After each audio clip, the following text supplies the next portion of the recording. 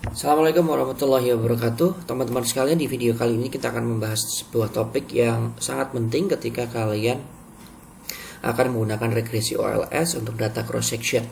Ya, seperti yang sudah kalian dapatkan di mata kuliah Ekonometrika 1, tujuan kita untuk melakukan regresi OLS adalah untuk bisa mendapatkan nilai parameter atau estimator gitu ya, yang BLU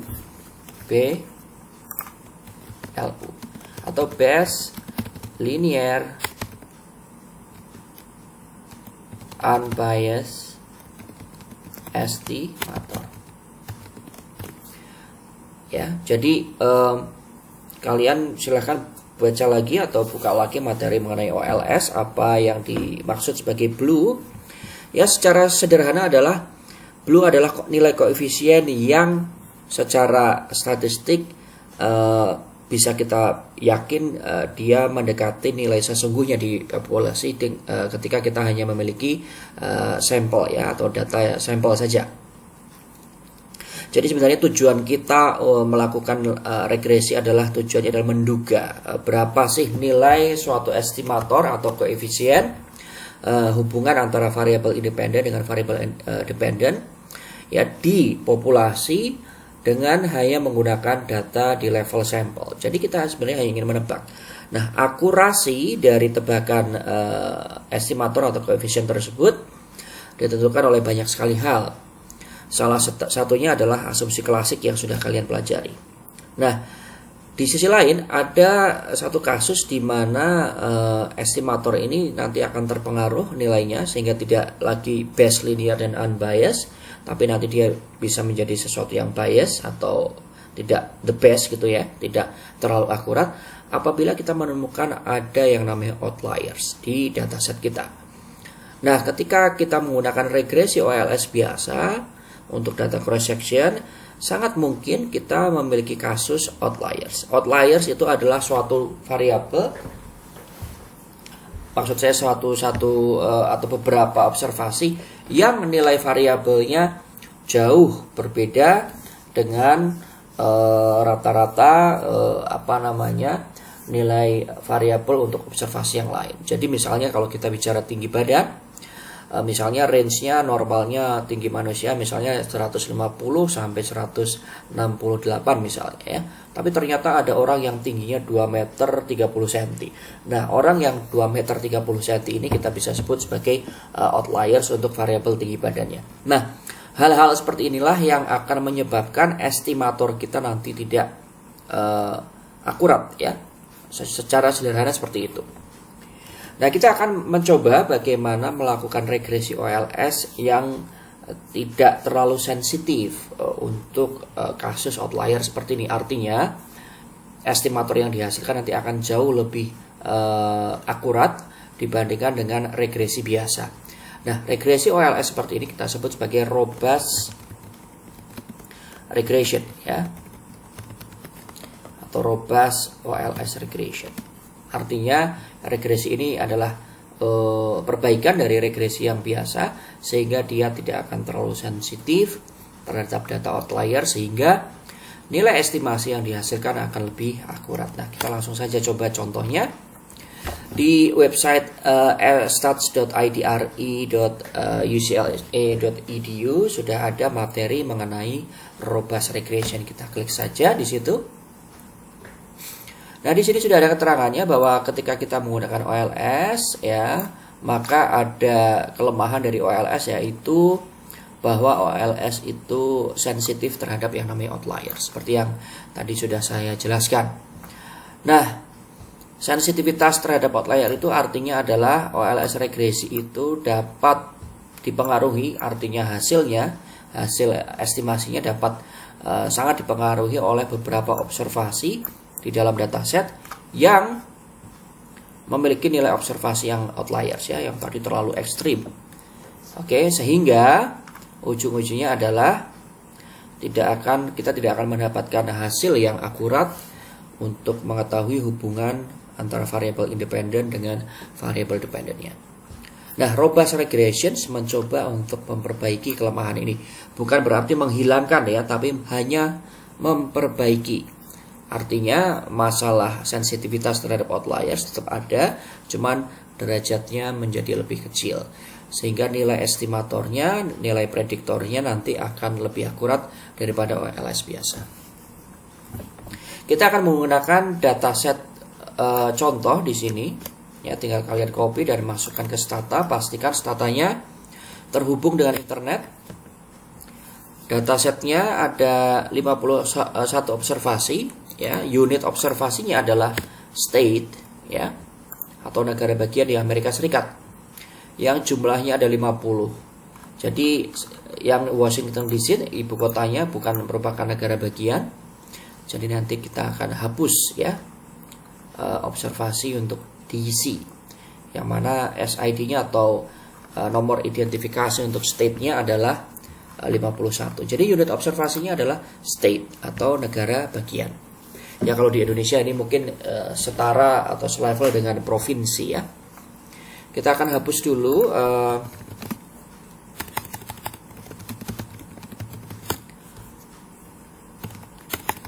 observasi yang SID-nya sama dengan 51 tadi ya. Seperti ini. Oke. Nah, sekarang kita akan melakukan regresi biasa dulu ya, OLS regression. OLS regression, komennya adalah regress seperti ini atau reg. Kemudian kita akan mencoba melihat apakah ada pengaruh tingkat kemiskinan dan juga single itu adalah ya single parents ya. Jadi jumlah single parents di suatu negara bagian. Dan kemudian ada poverty atau tingkat kemiskinan. Di sini sudah ada keterangannya. Poverty. Jadi berapa persen populasi yang hidup di bawah garis kemiskinan. Dan kemudian di sini ada crime rate sebagai variabel dependennya, yaitu tingkat kejahatan per 100.000 penduduk. Jadi kita ingin melakukan pendugaan atau melakukan estimasi apakah ada pengaruh tingkat kemiskinan dan juga jumlah orang tua tunggal di suatu kota di Amerika Serikat begitu terhadap tingkat kriminalitas di Amerika Serikat ya secara umum.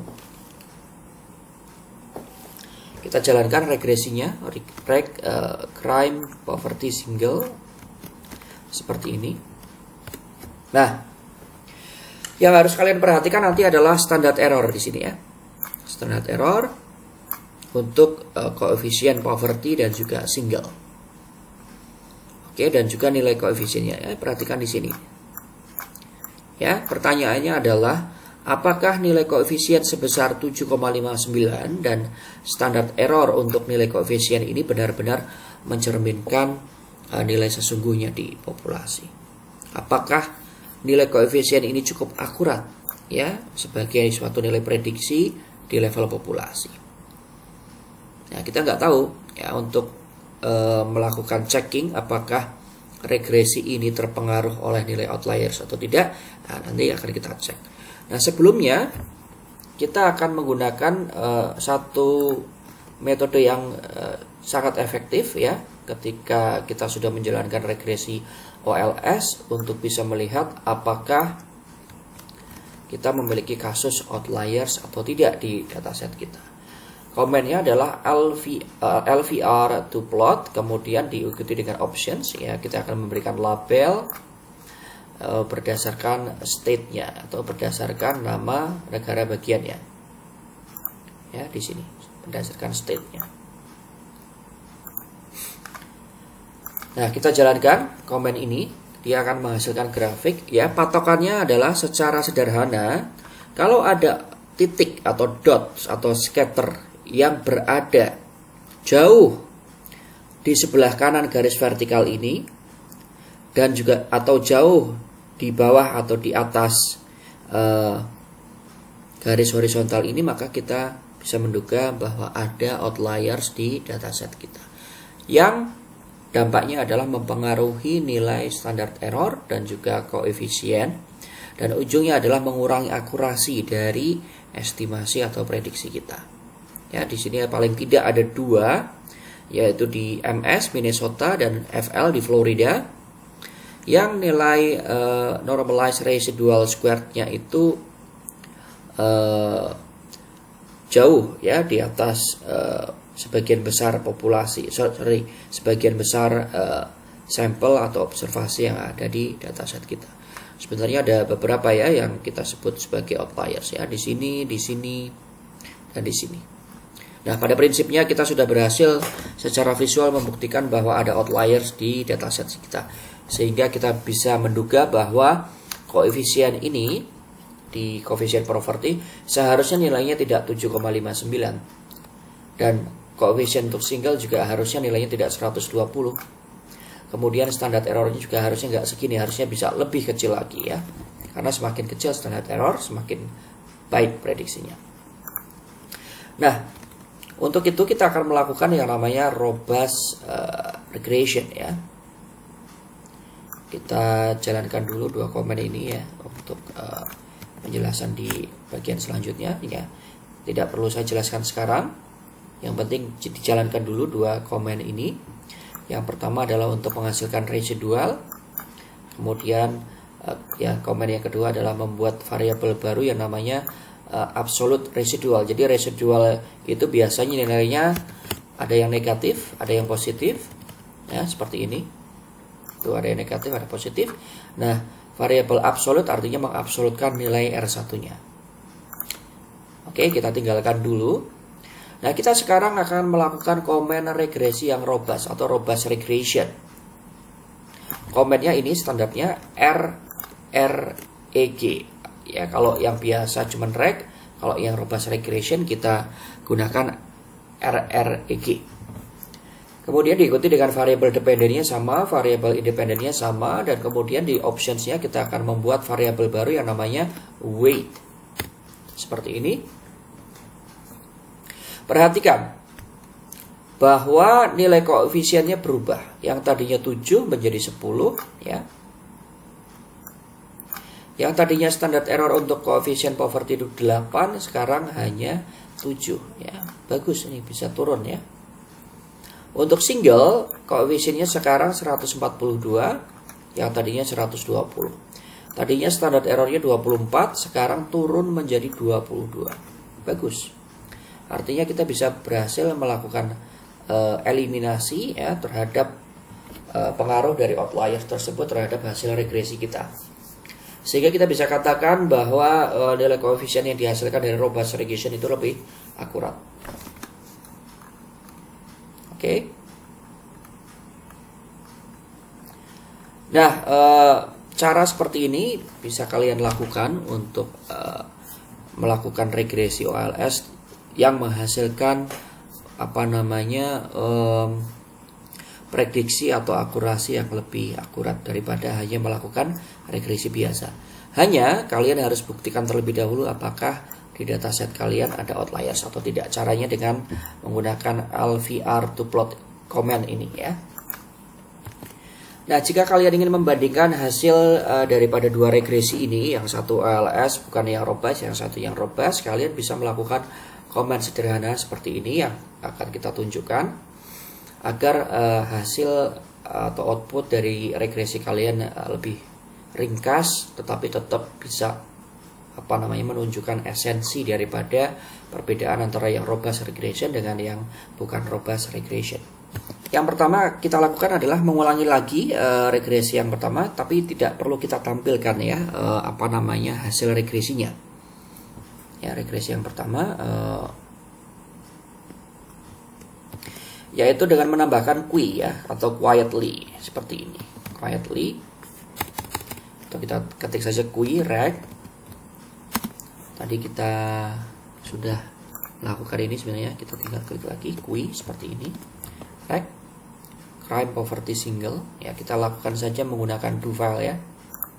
Seperti ini. Kemudian di komen selanjutnya kita simpan seperti ini ya.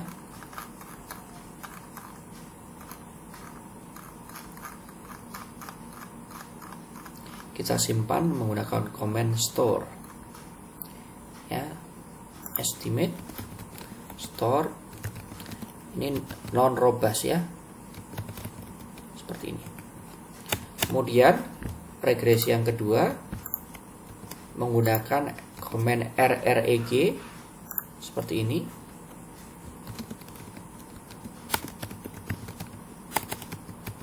Wait. Kemudian kita namai regresi yang kedua ini robust. Nah, kemudian kita akan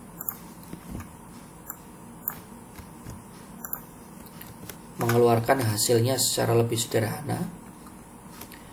Yang pertama kita harus keluarkan dulu ya.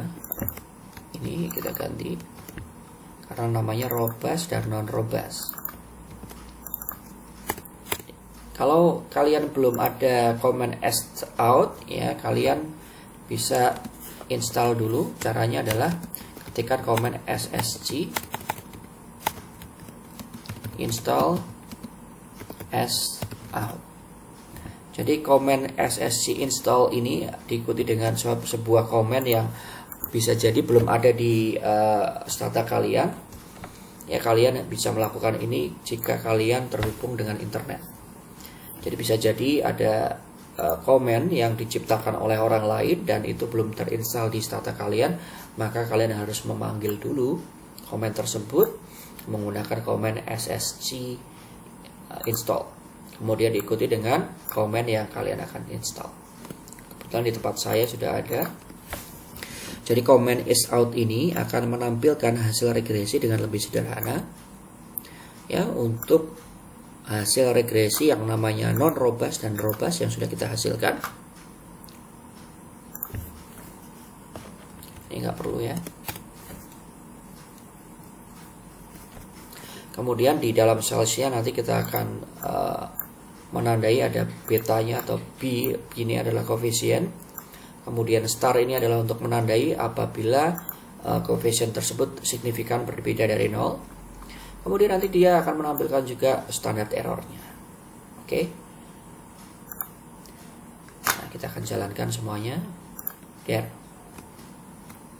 Nah, ini dia hasilnya. Jadi yang berada di dalam kuring ini adalah standar errornya, sedangkan yang di atasnya adalah nilai koefisiennya atau B-nya.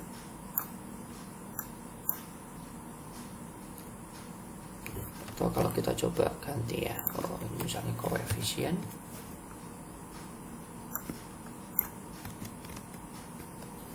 nah seperti ini. Jadi model yang non robust, oh ternyata nggak bisa ya, jadi dia nggak keluar, jadi tetap harus B seperti ini. Jadi yang model pertama yang non robust itu nilai koefisien untuk poverty-nya adalah 7,59 dengan standar error 8,42. Yang di model yang robust standar errornya turun ya, lebih baik, lebih bagus ya, sehingga prediksinya semakin akurat dan nilai koefisien untuk variabel independent poverty ya lebih besar ya, bernilai 10 ya, dan tetapi sayangnya tidak signifikan karena dia tidak ada tanda bintangnya. Tanda bintangnya lihat ini. Jadi kalau tanda bintangnya ada 3, artinya bahkan di nilai alfa 1% saja dia nilainya masih signifikan. Sehingga kita bisa menyimpulkan bahwa ternyata tingkat kejahatan di Amerika paling tidak itu dipengaruhi oleh banyak tidaknya single parent di suatu wilayah. Ini single parent ini biasanya orang yang tidak punya suami atau tidak punya istri, tapi dia sudah punya anak. Ya, sehingga mungkin itu mempengaruhi kemampuan ekonomi dia. Ya, kalau tadinya masih ada suami misalnya, ya masih ada suami yang bekerja, masih ada yang bisa menafkahi. Nah, sekarang suami yang nggak ada, ya sehingga dia harus banting tulang. Ya mungkin kalau nggak sulit dapat kerjaan, akhirnya dia akan misalnya memilih untuk melakukan tindak kejahatan tertentu. Jadi itu mungkin teori yang ingin dibangun atau konstruksi hipotesis yang ingin dibangun. Jadi dan ini nilai koefisiennya positif, jadi ada hubungan yang positif antara jumlah single parent dengan tingkat kejahatan. Demikian video mengenai robust regression, semoga kalian bisa menyerap esensinya dan silahkan mencoba dengan kasus-kasus yang lain. Terima kasih. Wassalamualaikum warahmatullahi wabarakatuh.